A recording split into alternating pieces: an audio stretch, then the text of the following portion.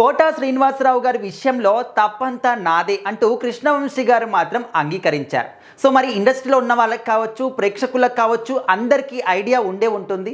So వీళ్ళిద్దరి మధ్య గొడవ ఏంటి అనే విషయం ఎవరికి కూడా తెలియదు, కానీ బయటికి మాత్రం వీళ్ళిద్దరు గొడవ పడ్డారు, మాట్లాడుకోవట్లేదనే విషయం పట్ల అందరికీ క్లారిటీ అయితే ఉంది.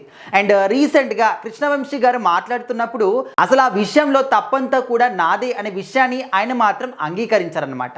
సో ప్రజెంట్ అయితే మనందరి ముందైతే శ్రీనివాసరావు గారు లేరు. ఆయన ఆత్మకి శాంతి చేకూరాలి అని చెప్పేసి చాలామంది ఇప్పటికి కూడా కోరుకుంటూ ఉంటారు.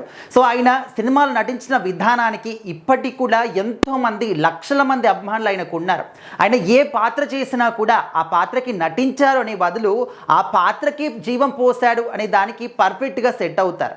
అంటే ఒక కామెడీ పాత్ర చేసిన, ఒక విలన్ పాత్ర చేసిన, ఒక తండ్రి, ఒక తాత, ఒక కొడుకు, ఏ పాత్ర చేసినా కూడా కోటా శ్రీనివాసరావు గారు అంటే ఇంకా ఆ పాత్రకి తిరుగులేదు. ఆ సినిమా మొత్తానికి ఆయన పాత్రే హైలైట్ అనే విధంగా, అంటే ఆ విధంగా ఇంపాక్ట్ క్రియేట్ చేసుకున్నారు ఆయన తెలుగు సినిమా ఇండస్ట్రీలో. ఓన్లీ తెలుగు సినిమాలని కాదు, బాలీవుడ్లో కానీ ఎక్కడ ఏ సినిమాలో ఏ భాషలో చేసినా కూడా తన పాత్రకి మాత్రం పర్ఫెక్ట్గా ఒక అంటే గుర్తింపు అనేది ఆయనకు వచ్చేదన్నమాట. సో అలాంటి ఒక గొప్ప నటుడు. సో అలాంటి గొప్ప నటుడు విషయంలో కృష్ణవంశీ గారు ఏం తప్పు చేశారు, అసలు వీళ్ళిద్దరి మధ్య సంభాషణ ఏంటి, ఎప్పుడు జరిగింది, ఏం జరిగింది అనే విషయానికి వస్తే, ఒకానొక సందర్భంలో ఒక సినిమా విషయంలో డబ్బింగ్ ఆర్టిస్ట్ ప్రసాద్ గారితో మాట్లాడుతున్నప్పుడు కృష్ణవంశీ గారు ఒక మాట అన్నారు.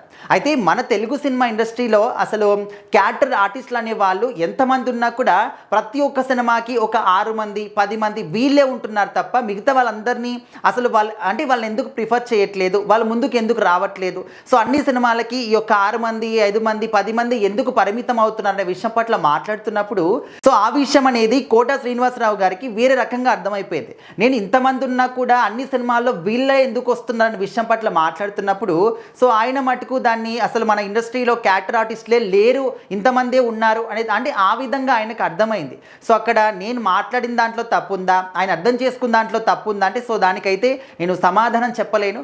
కాకపోతే ఆయన ఆ విధంగా రియాక్ట్ అయినప్పుడు ఆయన వయసుకు కానీ, అనుభవానికి కానీ, ఆయన ఒక హోదాకి కానీ నేను ఏమాత్రం గౌరవం ఇవ్వకుండా మరి అంటే అంత ఘాటుగా రియాక్ట్ అవ్వకుండా ఉండాల్సిందేమో. కాకపోతే నా క్యారెక్టర్ కూడా అలాంటిదే.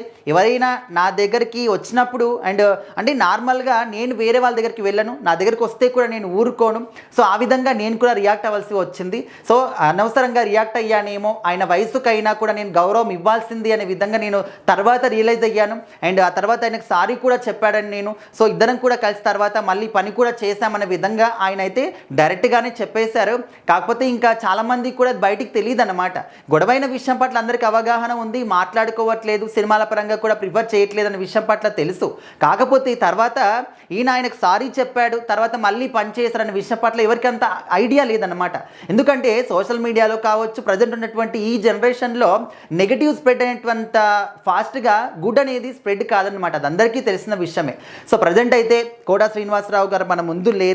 కాకపోతే ఇంకా ఆయన విషయంలో నేను చేసింది 100% నాదే తప్పు అనే విధంగా కృష్ణవంశీ గారు మాత్రం రియాక్ట్ అయ్యారు.